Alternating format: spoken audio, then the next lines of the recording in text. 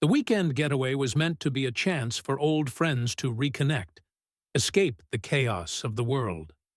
But as the car wound its way through the dense woods, the feeling of isolation grew, as if the forest itself was keeping secrets. The air was thick with something unspoken, an unseen presence watching them approach. The cabin, waiting.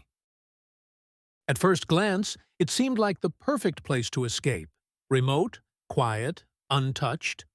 But something about it felt wrong. The cabin was older than they expected. Dust settled on every surface. Cobwebs hung like forgotten memories. As they ventured deeper into the dark rooms, Emma couldn't shake the feeling that they weren't alone. The walls, though silent, seemed to hum with a history she couldn't quite place. Strange noises, creaks from the floorboards, faint whispers that seemed to come from nowhere. Emma was the only one who noticed them. Or perhaps, the only one who dared to listen. The first night, things escalated. At first, it was nothing, just shadows moving at the edge of their vision. But then, the whispers began. Not from the walls, but from inside the cabin itself. Emma stood in front of a cracked mirror, watching her reflection twist and distort. She was not alone. A shadow moved behind her, but when she turned, there was nothing. Her breath caught in her throat.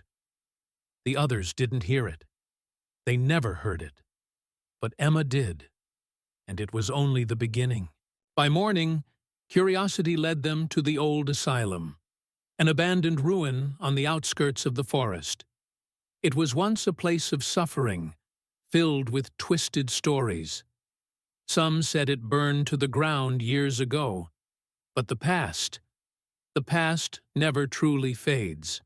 The building was decaying, overtaken by the wild, but something about it, something in the air, weighed heavily on them. As they explored the crumbling halls, an unsettling silence surrounded them, oppressive, like the very walls were holding their breath.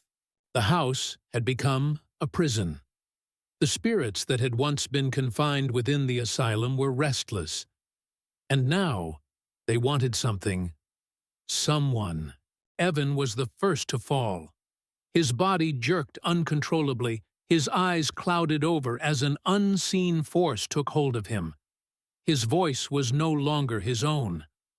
The words he spoke were not his, but something ancient, something dark. "You were always meant to be here." The group tried to help, but it was too late. Evan had already become something else. As the night stretched on, the truth began to unravel. They found the records, old files and photos detailing the horror of the asylum's past. But there was something more, something tied to them all. Evan's father had been a patient at the asylum. He was one of the survivors of the fire, the same fire that had consumed so many lives. But the flames never truly died. And now they were back, looking for answers. As the cabin began to collapse under the weight of their dark past, the group knew they couldn't escape. The spirits had caught them in their web. The air was thick with anger, with sorrow, with the desperation of the souls trapped within these walls. There was no running now, no hiding, only confronting the darkness and confronting their own deepest fears. But one of them would have to make a sacrifice, a life for a life, a soul for a soul. Evan understood now.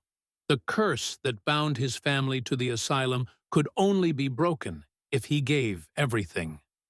He stepped forward into the heart of the storm, his body shaking with the weight of what must be done. The spirits gathered around him, their faces twisted in agony. They reached for him, pulling him into the darkness. He raised his arms, accepting his fate. His sacrifice would break the cycle. I set them free. When the dawn finally came, the cabin was gone.